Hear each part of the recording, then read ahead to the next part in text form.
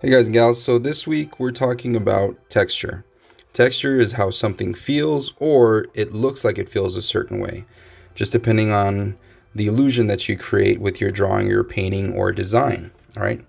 So texture can be anything from rough, smooth, soft, hard, bumpy, leathery, scaly, wet, dry, high gloss, medium gloss, matte, right? If we zoom in on this little guy, we see that the light is dancing across the surface of this anatomy.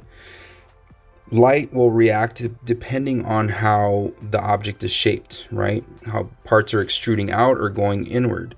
The basic rule is if you want it to look like it's going inward, you would shade it a little bit darker. If it's supposed to be coming outward and it's catching more light, then you would make it a lighter value. And again, it depends on your light sources and the angles of everything and how it's being hit with light, and of course what the surface material is. And again, you can have something that's oozing, dripping wet, it's dry, it's rough, it's cracking, it's rusted, and it depends on how much light is hitting it and from what angles it's being lit up, right? So everything has a surface. Everything is made up of some sort of material.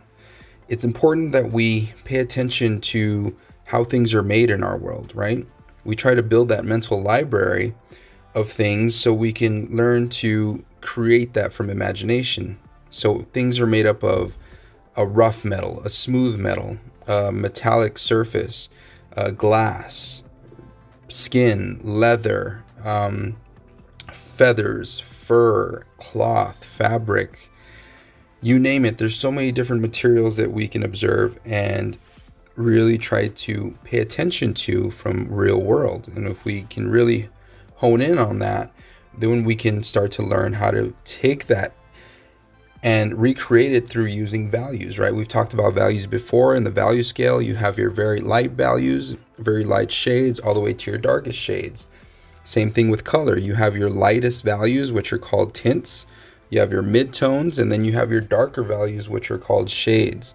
And so we use that when we are drawing from observation, when we're looking at something and paying attention to the subtle differences in color. We can then use that and recreate it later on.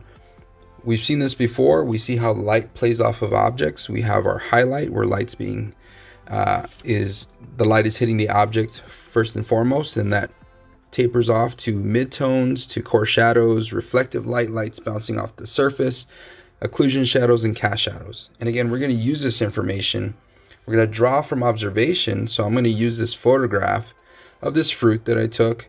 I bumped up the contrast several times just to create a more dramatic look where there's a bigger contrast between highlights and shadows, and it has a punchier look to it. This look, or this type of image, is known as chiaroscuro. This fancy word basically means there's a big difference between your light values and your dark values, and so it looks more dramatic. And this makes me think of the Baroque period.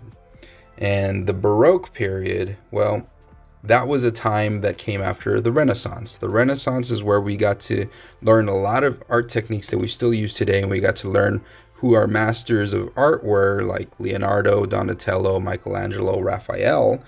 We learned a lot from those masters, but then we took that and we pushed it to become more dramatic. And in the Baroque style, we used contrast, movement, exuberant detail, deep color, grandeur, and surprise to achieve a sense of awe, right? To give us more shock value. And so you have a ton of detail on architecture. You have paintings that are more dramatic with their light and their dark values. Their shadows are heavier, and it helps to create that 3D form. And so I think of guys like Caravaggio. I think of Rembrandt. And these help me to create my own dramatic artwork or designs in painting, right? Self-portraits, or if I'm drawing maybe from observation, or if I'm drawing from imagination, right? And so here I use my imagination to create this creature, and so I have a stark contrast between my light and my dark values.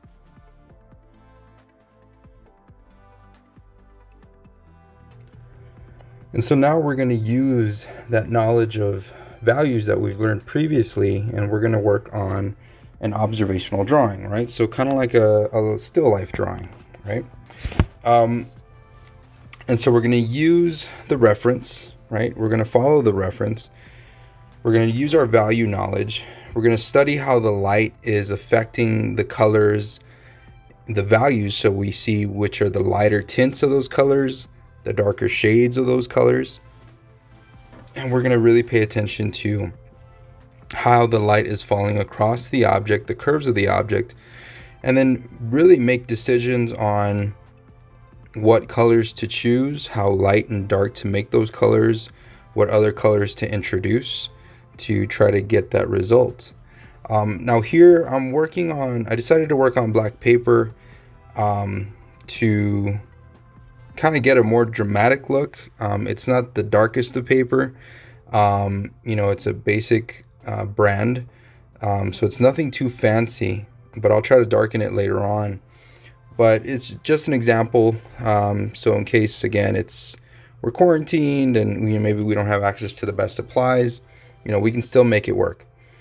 So as you're working on the black paper, try to draw it out with white color pencil lightly, and work on your light values first, was what I'm going to say. Work on your light values first. Get your brightest brights in. Only because if you lay down colors that are dark and then you try to lighten them up to where it's almost a solid white, it's not going to work. So you really want to plan out your highlights and your lighter values first, and then you slowly move into your darker values. So here I'm trying to just go section by section. I will say that as you're working and you're trying to achieve these colors, you're not always going to have the perfect color for the task, for what you need, and you've really got to learn to kind of mix the colors. And I haven't talked about color theory yet, but if you're really paying attention to the reference, then the answers are there. And so what I tell my students, the reference is your cheat sheet. The answers to the test are right there in front of you. You just got to pay attention and really understand what it is you're looking at. So when you're trying to draw from reference or observational drawing, still life, all that, you really need to trust what your eye is seeing. So you look at it, you gain an understanding for the shape, the size, the angles, the value and how light it is, or the value and how dark it is, what the texture looks like, and you've got to really just make decisions, right? You're creatively making decisions. How do I achieve that texture? Where should I put this dark value versus this light value to try to get that look like it's bumpy, or like it's torn, or like it's wet, or like it's just got a dent in it or a crease in it, right? So that's all it is. When you're working the values, it is a little bit of back and forth. And I've mentioned this before when we worked on the value scales.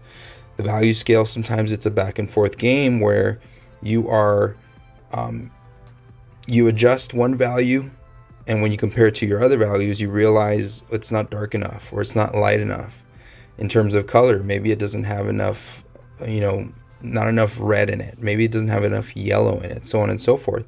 So you just got to make a conscious decision given what you have. So looking at my color pencils, and you can see them all in my hand there, I have a stack of color pencils that I'm working with, and if I lay down a color and I notice it's just not the right shade that I want, or the right tint that I want, I then decide, okay, do I need to lighten this up? If I'm going to lighten it up, do I use straight white, which makes it a little bit more pale? Or do I use like a peach or a cream color, which you see me use from time to time, so it lightens it up, but it still keeps some of that hue, that color within that highlight. And then in my shadows, I use brown a lot. I use like a kind of like a beige or darker brown to work my shadow area. So I didn't want to just use black. And sometimes, depending on how much contrast there is in your piece, you can use black, almost straight black, if it's high contrast, if it's got if it's got a lot of contrast between your darks and your lights. And so I didn't want to just darken it completely, and so I use a little bit of black, but plenty of brown, definitely within those reds, because to me the brown was a warm color, and so I wanted to stay within that warm family, you know, when I'm using the poppy red or the carmine red, right? And so you see me work section by section. I move around a bit, and so like here on the peel, I laid down my highlights first, and then I start to work in my yellows and yellow oranges and carmine red, and again the brown for some of the darker areas. And so I slowly build it up, and I'm kind of layering the colors back and forth. These color pencils, they will adjust. You can layer them, and so they will they'll be influenced a lot by the color that's underneath. So if I wanted a darker value, I'll add a little bit of a darker color, and then I'll lay down the color that should be on top. Or vice versa, if I needed it lighter, because it's catching a lot of light from that light source, I would put down some white first, and then I would put the actual color on top, so that way it had a brighter tone to it, right? Especially because we're working on a black paper, the black surface automatically tones down these colors, it darkens them. And so if I needed to really pop a little bit more, I put a foundation of white first. All right. So you'll just see me working the colors and the tones and values back and forth. And again, your texture is simply light versus dark. If you want it to look like it's kind of going inward or it's curving a bit, you make it a little bit darker. If it's supposed to be coming out a little bit, it's extruding out, or if it's catching a lot of light, then yeah, you put your lighter values there, right? So I always tell my students it's from dark to light. If you want it to look like it's going inward, shade it darker. You want it to look like it's catching more light, then those values get a lot lighter in towards the value scale on the brighter side, right? So so you'll just see that it's the same process. Once I understood what colors were common for each area, I just kind of stuck to that between my reds, my browns, my whites, and my peaches.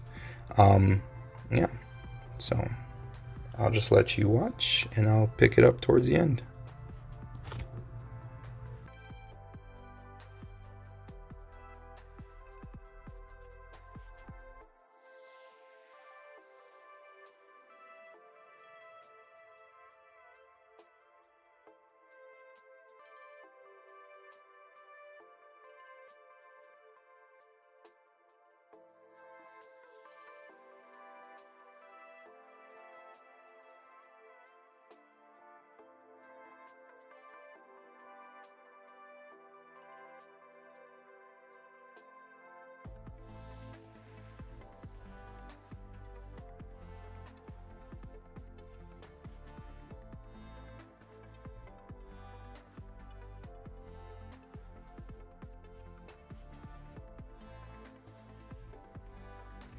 Okay, so just to finish this off, again, texture is nothing more than how something feels, or you're creating the illusion that it feels a certain way.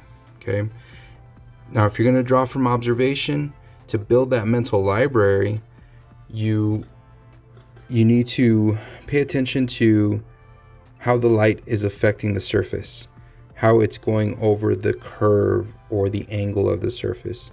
If something's extruding out, it might be catching more light. If something's going inward, it's catching less light. Drawing from observation, you really are trusting your eye to recreate what it is it sees. Don't just draw what you think you see. Try to recreate the angle, the shape, the size, the color. Do your best to recreate that.